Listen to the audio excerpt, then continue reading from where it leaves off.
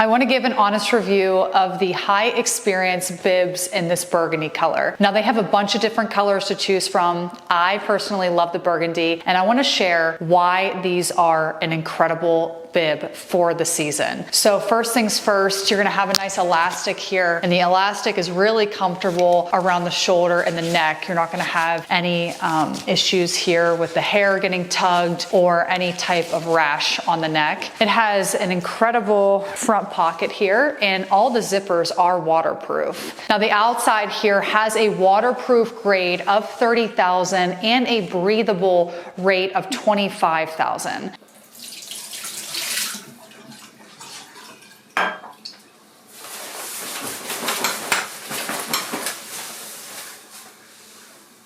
And what I do like about this product here is you can see, to get it on with the waterproof zipper, you can actually zip it down and you'll see how it expands there, and then you can zip it right up. Now you do have the elastic here. If you want it to look more cinched in the waist, you can go ahead and stick it there. You can also see on the back here, it really cinches nice to give you that nice hourglass look. And also you see there's a little clip here, so this is gonna be good for your keys or your ski lift ticket.